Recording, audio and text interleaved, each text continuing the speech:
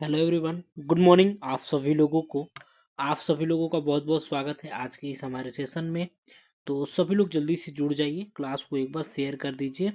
जो लोग भी क्लास में पहली बार जुड़े हैं प्लीज़ चैनल को सब्सक्राइब करेंगे, बेल आइकन को प्रेस करेंगे ताकि वीडियो का नोटिफिकेशन डेली आप सभी लोगों को मिल सके। एक बार क्लास को आप लोग जल्दी से शेयर करिए।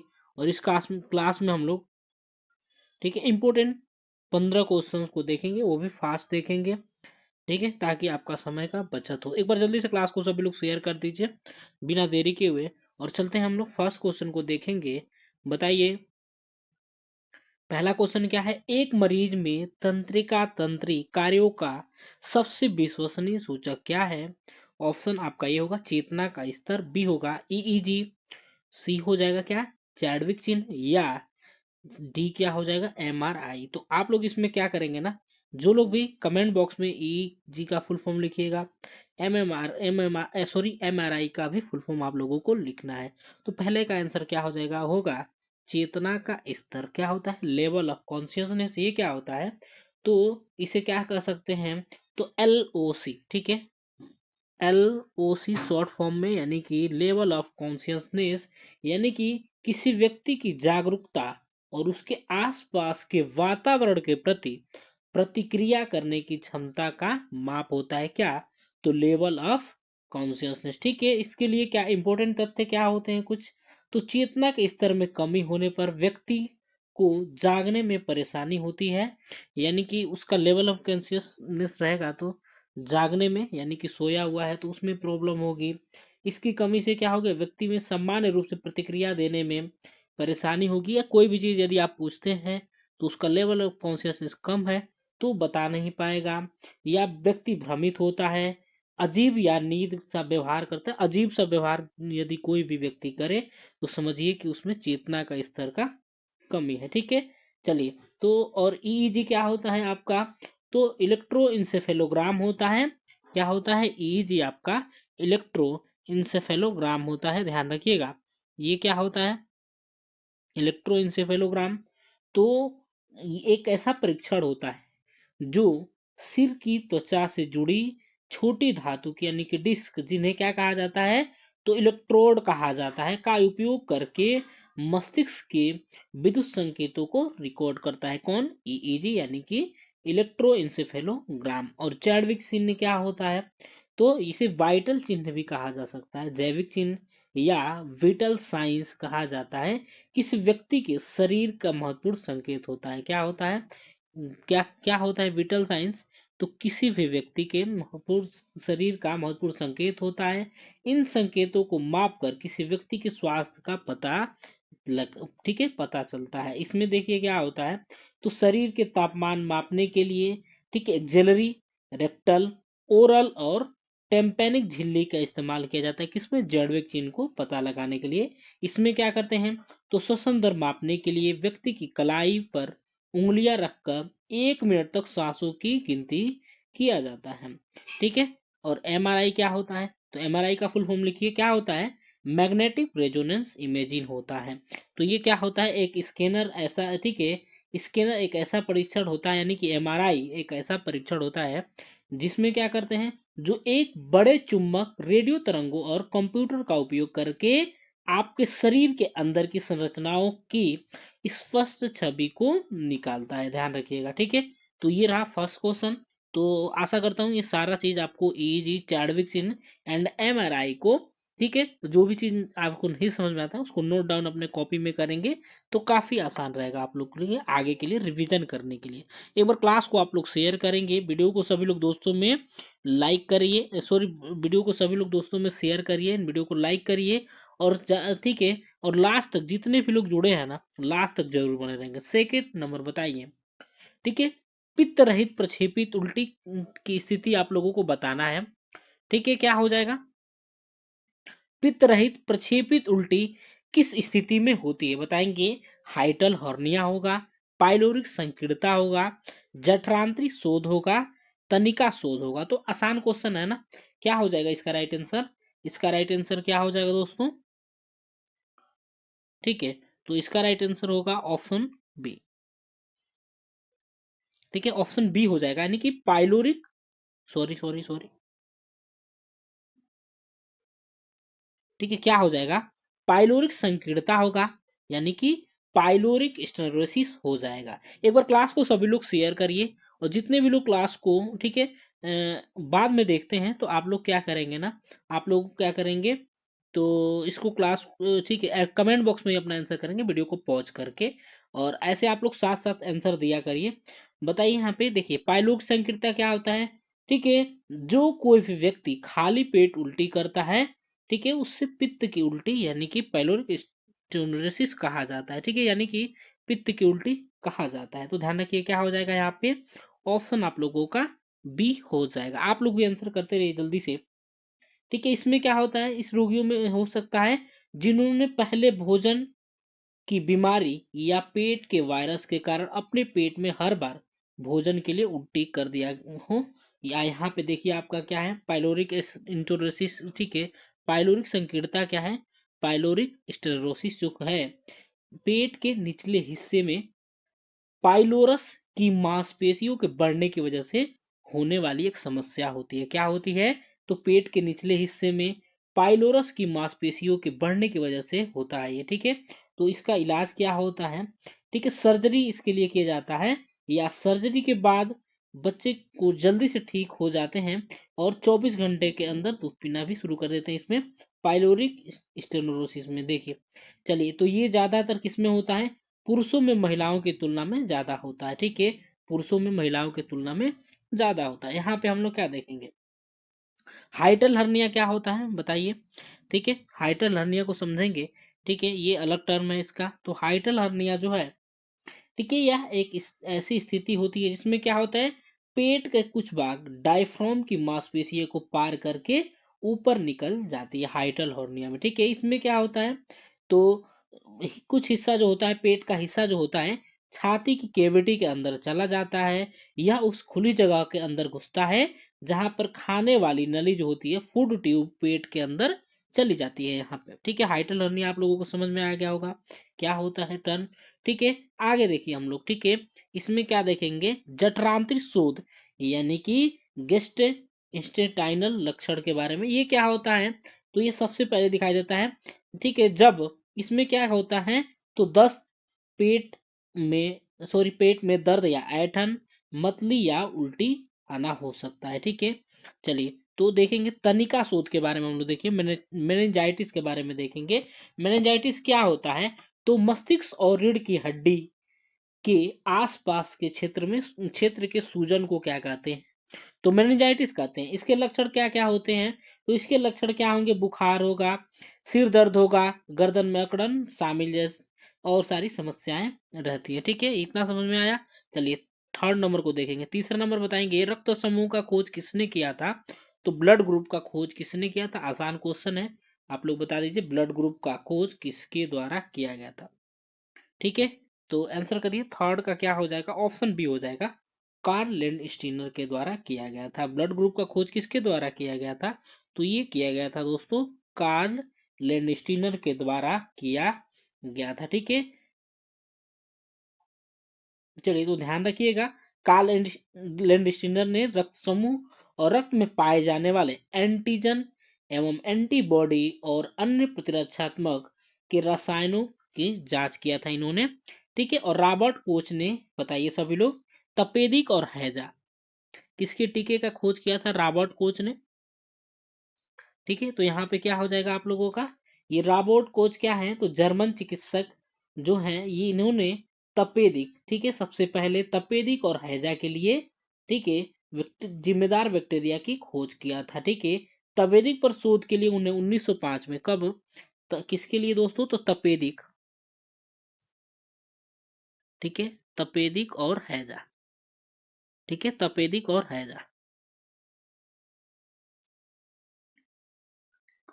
ठीक है, तपेदिक और हैजा के लिए इन्होंने खोज किया था। इन्हें 1905 में इस शोध के लिए फिजियोलॉजिकल कह सकते हैं या मेडिसिन में नोबेल पुरस्कार इन्हें मिला था। किसे, तो रॉबर्ट कोच को। ठीक है, और आगे देखिए। ठीक है, तो आगे देखिए, जो पाल, ठीक है, हर चीज है, इन्होंने क्या किया था, तो इन्होंने सलवारसन की खोज किया था, जो कि पहला एंटीबायोटिक और सिफिलिस के लिए पहला प्रभावी औषधि उपचार था। ठीक है, तो इतना समझ में आ गया। चलिए आगे बढ़िए। फोर्थ नंबर को देखिए क्या होगा, निम्नलिखित में से कौन सा हार्मोन पस पीयूष ग्रंथि के द्वारा स्रावित नहीं होता है, पूछा गया है। तो कौन सा ग्रंथि सॉरी कौन सा हार्मोन होता है, बेसोप्रेसिन होगा, ऑक्सीटोसिन होगा, एडीएच, ठीक है, ठीक, एडीएच या वृद्धि हार्मोन। तो यहाँ पे क्या हो जाएगा, तो वृद्धि हार्मोन जो है ऑप्शन डी हो जाएगा। फोर्थ का क्या हो जाएगा, वृद्धि हार्मोन, यानी कि ग्रोथ हार्मोन जो है किसके द्वारा स्रावित होता है, पश्च पिट्यूटरी ग्रंथि के द्वारा नहीं स्रावित होता है, ये पिट्यूटरी ग्रंथि के द्वारा निर्मित होता है, जो हमारे शरीर में ऊंचाई, हड्डियों की लंबाई और मांसपेशियों की वृद्धि को नियंत्रित करने का कार्य करता है। ध्यान रखिएगा यहाँ पे और सारे क्या होते हैं, आपके क्या होते हैं, पश्च पिट्यूटरी ग्रंथि के द्वारा स्रावित होते हैं, और वृद्धि हार्मोन जो होता है ये नहीं होता। देखो देखिएगा यहाँ पे बेसोप्रेसिन क्या होता है दोस्तों, तो बेसोप्रेसिन क्या होता है, शरीर के रक्तचाप को प्रभावी ढंग से बढ़ाता है, क्योंकि यह रक्त वाहिकाओं को संकुचित करता है। ध्यान रखिएगा। और ऑक्सीटोसिन, ठीक है, तो यहाँ पे देखेंगे हम लोग। चलिए तो आगे बढ़ते हम लोग नेक्स्ट क्वेश्चन को देखेंगे। फिफ्थ नंबर बताइए सभी लोग क्या हो जाएगा, उभय कैरोटिड धमनी कॉमन कैरोटिड आर्टरी किस स्तर पर विभाजित होता है, यहाँ पे बताना है आप लोगों को। तो यहाँ पे ठीक है, थायराइड उपास्थि की अधोसीमा पर, थायराइड अस्थि की ऊर्ध्वसीमा पर, थायराइड उपास्थि की ऊर्ध्वसीमा पर, या यहाँ पे क्रिकाइड उपास्थि की पार्श्वी सीमा पर आप लोगों को बताना है क्या होगा यहाँ पे राइट आंसर। सभी लोग आंसर करिए जल्दी से, बता देंगे आप लोग क्या हो जाएगा। तो यहाँ पे होगा आप लोगों का ऑप्शन क्या हो जाएगा, सी हो जाएगा ना, यानी कि थायराइड उपास्थि, ठीक है, उपास्थि की ऊर्ध्व सीमा पर हो जाएगा आप लोगों का यहाँ पे राइट आंसर। कैरोटिड धमनी जो क्या होता है, गर्दन में कैरोटिड के ठीक है, साइनस के स्तर पर आंतरिक कैरोटिड धमनी में विभाजित होता है, क्या करता है, जो मस्तिष्क को आपूर्ति करती है, और बाहरी कैरोटिड धमनी जो होती है जो गर्दन और चेहरों को रक्त की आपूर्ति करती है। यहाँ पे क्या हो जाएगा आप लोगों का, हो जाएगा क्या, ऑप्शन हो जाएगा सी। आगे बढ़िए, नेक्स्ट क्वेश्चन को देखिए छठे नंबर। ठीक है, ताकायासु बताइए, ताकायासु रोग क्या है, तो तंत्रिकाओं का एक रोग है, ठीक है, सिराओं का है, धमनियों का रोग है, या लिम्फ नोड का। तो ताकायासु क्या है, पहले तो आप लोगों को हमें समझना है क्या ताकायासु के बारे में। ठीक है, तो ताकायासु क्या है, एक दुर्लभ बीमारी है। यह क्या होता है, ऑटो इम्यून बीमारी है, जिसमें बड़ी धमनियों में सूजन हो जाती है। क्या होगा, तो यहाँ पे देखेंगे ऑप्शन सी हो जाएगा, यानी कि धमनियों का सूजन होता है। यह बीमारी मुख्य रूप से महाधमनी और उसकी प्रमुख सिराओं को प्रभावित करेगा। किसको, ताकायासु जो रोग होता है, बीमारी जो होता है, धमनियों को महाधमनी को प्रभावित करेगा और उसकी मुख्य शाखाओं को प्रभावित करेगा। यह बीमारी जो है ठीक है, आमतौर पे 20 से 40 कितने वर्ष पे, ठीक है, देखेंगे तो यह बीमारी जो है 20 से 40 वर्ष के बीच की उम्र में होती है। ठीक है, ध्यान रखना है, यह महिलाओं में आम होता है। ठीक है, महिलाओं में सबसे ज्यादा देखा जाता है। इसमें क्या होता है, तो धमनियां सिकुड़ जाती है और रक्त प्रवाह कम हो जाता है। ठीक है, इसमें देखिए धमनियां बढ़कर एन्यूरिज्म भी, ठीक है, एन्यूरिज्म भी बन सकती है, ध्यान रखना है।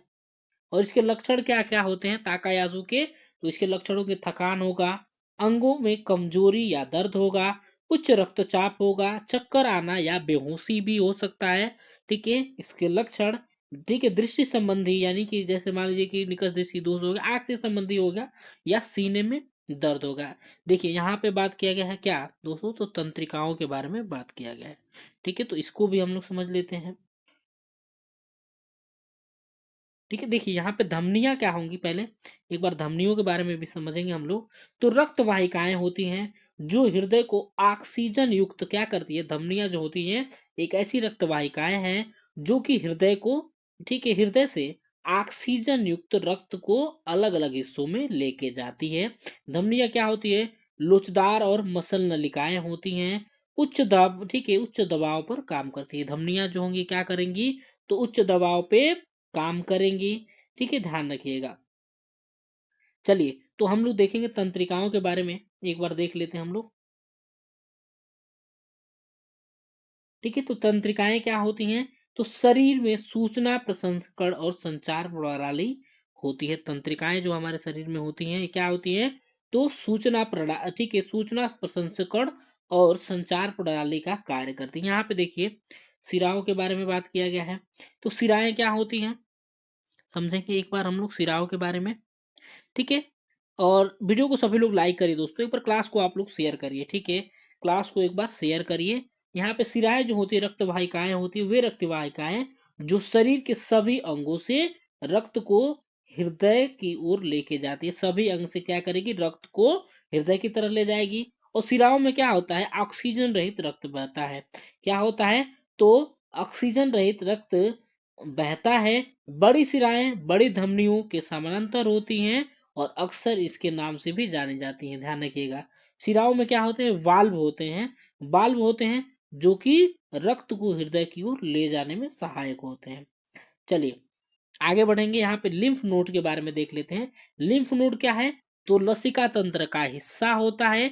यह छोटी बीन के आकार की ग्रंथि होती है। क्या, छोटी बीन के आकार की ग्रंथि होती है। देखिए ये शरीर के पूरे हिस्से में मौजूद होते हैं। लिम्फ नोड क्या है, वाहिकाओं के साथ जुड़े रहेंगे, ठीक है। क्या होते हैं लिम्फ नोड जो है आपके, ठीक है, वाहिकाओं के साथ जुड़े रहेंगे। ये लिम्फ नोड द्रव्य को फिल्टर करने का कार्य करते हैं। द्रव जो होता है क्या करेंगे, तो फिल्टर, ठीक है, ब्लड को, सॉरी, द्रव को फिल्टर करने का कार्य करते हैं। ये शरीर को कीटाणुओं, संक्रमणों और अन्य हानिकारक पदार्थों से लड़ने में मदद करते हैं हमारा, ठीक है। तो समझ में आ रहा है कि नहीं, आप लोग बताएंगे, ठीक है। कोष्टा बताइए, कोष्टो का अर्थ क्या होता है, तो 7 का बताइए।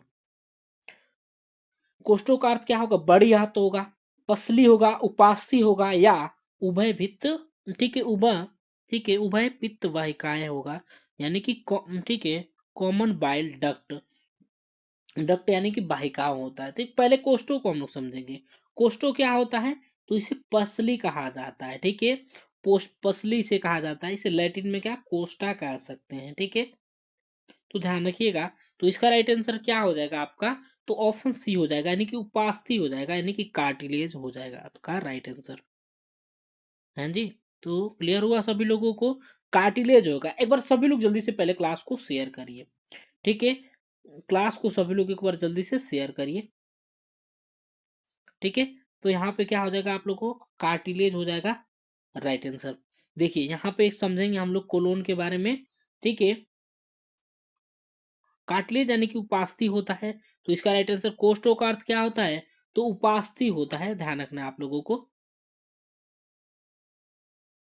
ठीक है। उपास्थि क्या होता है, तो एक लचीला संयोजी उत्तक होता है। यह क्या करेगा, तो शरीर के कई हिस्सों में पाया जाता है, जैसे कि जोड़ पे पाया जाएगा, हड्डियों में पाया जाएगा, रीढ़, फेफड़ों, कान और नाक में उपस्थित हड्डियों की तुलना में नरम और लचीला होता है। ध्यान रखिएगा, उपास्थि जो होती है, उपास्थि में रक्त वाहिकाएं नहीं होती हैं, ठीक है।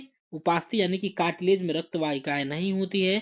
कार्टिलेज जो है कोलेजन और लोचदार तंतुओं से बनी होती है, शरीर के विकास में मदद करती है ये। और क्या करेगी, तो जोड़ों में गति को आसान बनाती है। जो गति होता है वो क्या करेगी, तो आसान बनाएगी। इसके कारण क्या क्या हो सकते हैं, तो जोड़ों पर भारी आघात लगने से उपास्थि यानी कि कार्टिलेज जो है आपकी, ठीक है, क्षतिग्रस्त हो सकती है। लंबे समय तक जोड़ों पर तनाव पड़ने से उपास्थि क्या होगी, क्षतिग्रस्त हो जाएगी, ठीक है। या लंबे समय तक जोड़ों को हिलने डुलने से रोकने से उपास्थि क्या होगी, क्षतिग्रस्त हो सकती है। तो यहाँ पे बड़ी आंत यानी कि देखेंगे हम लोग कोलोन के बारे में देखेंगे पहले। तो कोलोन क्या है, तो दीर्घ पेट, ठीक है, इसे क्या कहा जाता है, तो दीर्घ पेट भी कहा जाता है, ठीक है। क्या कहेगा, कोलोन को दीर्घ पेट भी कह सकते हैं हम लोग आसान तरीके से, ठीक है, दूसरे भाषा में।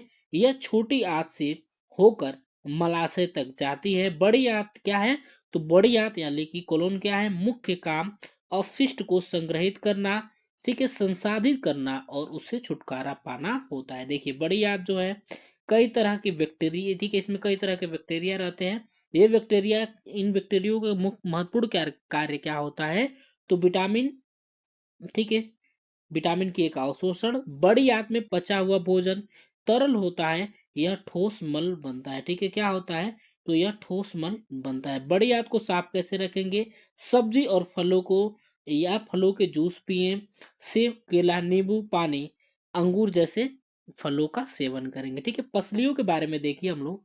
रिब क्या होता है? एक लंबी और, ठीक है, पसली के बारे में हम लोग समझेंगे। ठीक है, पसली जो होता है एक लंबी और चपकदार हड्डी होती है, ध्यान रखिएगा। ठीक है, देखिए इंसानों में पसली ठीक है, पिंजर में 24 पसलियां होती है। पसली पिंजर में कितनी? तो 24 पसलियां होती हैं। ठीक है, आगे देखिए हम लोग देखेंगे किसके बारे में, तो उभय पित्त वाहिका यानी कि कॉमन बाइल डक्ट जो क्या होता है, कॉमन बाइल डक्ट यानी कि जिसे आसान भाषा में यानी कि शॉर्ट फॉर्म में सीबीडी कह सकते हैं। ठीक है, शॉर्ट फॉर्म में सीबीडी से कह सकते हैं। ठीक है, एक सेकेंड। ठीक है, इसे सीबीडी कह सकते हैं कॉमन भाषा में। आसान भाषा में देखिए क्या होता है, सीबीडी क्या होता है, तो मूल पित्त वाहिकाएं पित्ताशय और यकृत से होकर छोटी आंत में ले जाने वाली नली है। यह पित्त प्रणाली का हिस्सा होता है। कौन? तो कॉमन बाइल डक्ट। बाइल यानी कि पित्त आप लोग सीधी तरीके से देख रहे होंगे। इसके बारे में कुछ तथ्य हम लोग जानेंगे। यह मुख्य यकृत वाहिनी और पित्ताशय वाहिनी के मिलने से बनता है। कौन? तो उभय पित्त वाहिकाएं। ठीक है, चलिए तो हम लोग आगे बढ़िए, नेक्स्ट क्वेश्चन को देखेंगे। ठीक है, तो 8 नंबर क्वेश्चन हमारा कौन सा होगा दोस्तों? तो देखिए, डैश द्वितीय हृदय ध्वनि की तीक्ष्णता को बढ़ा देता है। तो कौन? वल सलवा मेनुलर हो जाएगा, श्वास रोकना होगा, गहरा अंतःश्वसन होगा, या बलपूर्वक उच्छ्वसन होगा। तो यहाँ पे क्या हो जाएगा? ऑप्शन सी हमारा राइट आंसर हो जाएगा, यानी कि गहरा अंतःश्वसन यानी कि डीप इंस्पिरेशन हो जाएगा यहाँ पे राइट आंसर। क्लियर सभी लोगों को? चलिए, तो ये क्या होता है? ऑप्शन ये जो आप लोगों का दिया है वल्सल्वा मेनुलर क्या होगा? ये थोड़ा सा अलग दिख रहा है। सांस रोकना तो पता है, सांस को रोकना, बलपूर्वक उच्छ्वसन यानी कि सांस लेना बलपूर्वक, ठीक है, तेज श्वास लेना, या यहाँ पे डीप यानी कि गहरा श्वास, या ये तो तीनों आप लोग समझ में आ रहा है। वल्सल्वा मेनुलर क्या होता है? सांस लेने की एक तकनीक है जिसका उपयोग कानों को खोलने, हृदय लय को, ठीक है, बहाल करने या स्वायत्त तंत्रिका का निदान करने के लिए इसका प्रयोग किया जाता है। चलिए आगे बढ़ेंगे, हम लोग 9 नंबर को देखेंगे। बताएंगे इन्फ्लुएंजा ए का प्रमुख कारण कितने अंतराल पर, ठीक है तो बताइए इन्फ्लुएंजा ए, बताइए इन्फ्लुएंजा क्या है? तो यह फ्लू वायरस के कारण होने वाली एक श्वसन संबंधी बीमारी है जो एक व्यक्ति से दूसरे व्यक्ति में फैल सकती है। इसके लक्षण क्या क्या होते हैं? इन्फ्लुएंजा के लक्षण क्या क्या होते हैं? तो आप लोग भी कमेंट बॉक्स में लिखिएगा। ठीक है, इससे लक्षण क्या होंगे? बुखार होंगे, खांसी होंगे, गले में खराश, ठीक है, बहती या भरी हुई नाक, शरीर में दर्द, सिर दर्द, ठंड लगना और थकान शामिल होते हैं। तो इसका राइट आंसर क्या हो जाएगा? 9 का 1 वर्ष, 2 से 3 वर्ष, 10 से 15 वर्ष या 20 से 15 वर्ष। तो क्या होगा यहाँ पे? ठीक है, क्या हो जाएगा यहाँ पे 9 का? ऑप्शन हो जाएगा बी, यानी कि 2 से 3 वर्ष हो जाएगा। इन्फ्लुएंजा के बारे में क्लियर हो गया होगा आप लोगों को। बताइए यहाँ पे क्या हो जाएगा? डैश के सिवाय बाकी सभी अंतर्राष्ट्रीय विनिमय अधिनियम के तहत WHO की सूचकीय रोग है। तो एक को छोड़ के कौन सा WHO के सूचनीय रोग कौन सा नहीं है? कोलेरा, प्लेग, पित्त ज्वर या डिप्थीरिया। तो क्या होगा 10th का यहाँ पे? सभी लोग बताइए। ठीक है, तो 10th का हो जाएगा क्या? ठीक है, 10th का राइट आंसर हो जाएगा ऑप्शन डी होगा दोस्तों, यानी कि डिप्थीरिया को छोड़ के, डिप्थीरिया को छोड़ के बाकी सभी जो है अंतर्राष्ट्रीय विनियमन अधिनियम के तहत WHO के सूचनीय रोग हैं। तो ध्यान रखिएगा। ठीक है, ये किसके कारण होता है? ठीक है, कोरिनोबैक्टीरियम किसके कारण? एक सेकेंड, कोरिनोबैक्टीरियम, ठीक है, कोरिनोबैक्टीरियम, ठीक है, इसमें थोड़ा सा लिखने में प्रॉब्लम हो रहा है। ठीक है, कोरिनोबैक्टीरियम डिप्थीरिया के कारण, डिप्थीरिया नामक जीवाणु के द्वारा उत्पादित विष के कारण होता है ये डिप्थीरिया, ध्यान रखिएगा। तो इसमें इसके उपचार कौन से होते हैं? कौन से इसमें से वैक्सीन दिया जाता है? तो इसमें पेनिसिलिन दिया जाएगा और इरिथ्रोमाइसिन दिया जाता है। तो आगे बढ़िए, कोलेरा के बारे में देखते हैं, ये किसके कारण होगा? तो विब्रियो क्लोरा नामक जीवाणु के, ठीक है, जीवाणु से दूषित भोजन या पानी के सेवन के कारण होता है। ठीक है, प्लेग, प्लेग क्या है? तो इसके उपचार, ठीक है, देखेंगे प्लेग जो है, ठीक है, पिस्सू के काटने या संक्रमित जानवरों को छूने या संक्रमित व्यक्ति या जानवरों की खांसी से निकलने वाले बूंदों को श्वास लेने से फैलता है। ठीक है, तो इसका उपचार क्या क्या होता है, इसके लिए कौन सा वैक्सीन, तो जेंटामाइसिन इसमें दिया जाता है वैक्सीन। ठीक है, चलिए आगे बढ़िए, 11 नंबर को देखिए। निम्नलिखित रोगों में से कौन सा एक आक्रमण के बाद आजीवन प्रतिरक्षा देगा, तो कन्फेड यानी कि मम्स, आज ज्वर, टिटनस या डिप्थीरिया। तो यहाँ पे बताइए क्या हो जाएगा। ठीक है, तो क्या हो जाएगा यहाँ पे, ऑप्शन ए हो जाएगा, कन्फेड हो जाएगा। यानी कि मम्स जो है, ठीक है, आक्रमण के बाद आजीवन प्रतिरक्षा देता है। यानी कि इसे ठीक है, गलसुआ कह सकते हैं। यह एक वायरल बीमारी है जो पेरिटोइड ग्रंथि के संक्रमण की वजह से होता है। ठीक है, यहाँ पे चलिए आगे बढ़िए, नेक्स्ट क्वेश्चन को देखेंगे। 12th नंबर बताइए, किसको छोड़कर खसरा के बारे में सभी सत्य हैं, तो बताइए सभी लोग, किसको छोड़ के खसरा के बारे में बाकी सभी, तो क्या होगा 12th का, सभी लोग बताइए यहाँ पे क्या हो जाएगा, सत्य है। तो एक जो कि गलत है, कौन सा, तो क्या हो जाएगा, ऑप्शन बी हो जाएगा, यानी कि 30% का दूसरे दर्जे का आक्रमण की दर। ठीक है, जो कि खसरा के बारे में सत्य नहीं, ये सभी आपके सत्य हैं।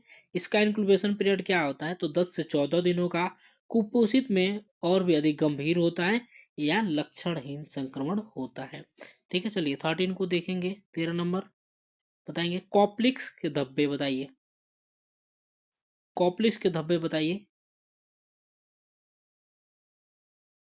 ये कॉप्लिक्स के धब्बे देखे जाते हैं रूबेला में, खसरा में, आंत ज्वर में या चेचक में। तो क्या हो जाएगा यहाँ पे 13 का आपका ऑप्शन बी हो जाएगा, खसरा में देखे जाते हैं।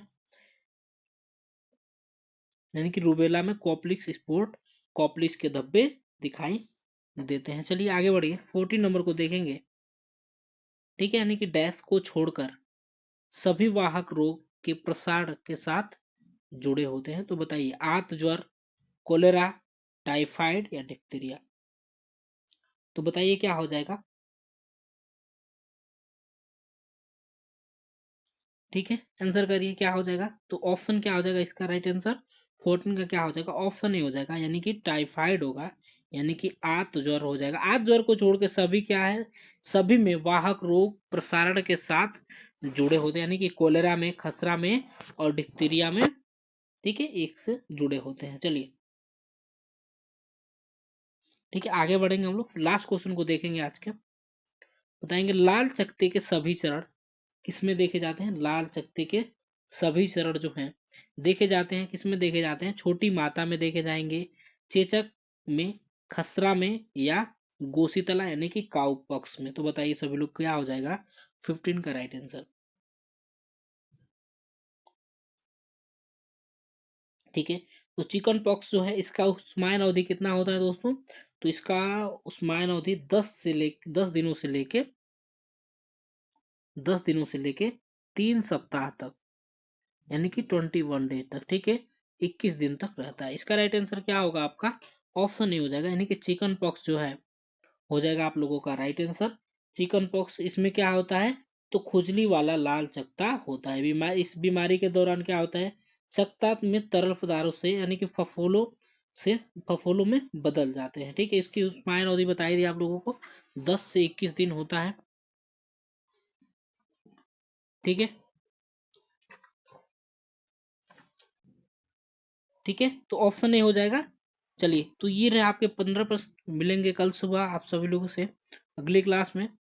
जो लोग वीडियो को लाइक नहीं किए हैं, वीडियो को लाइक करेंगे, चैनल को सब्सक्राइब यदि आपने नहीं किया है तो चैनल को सब्सक्राइब करेंगे और दोस्तों में ज़्यादा से ज़्यादा शेयर करेंगे। ठीक है, thank you so much for watching, have a great day.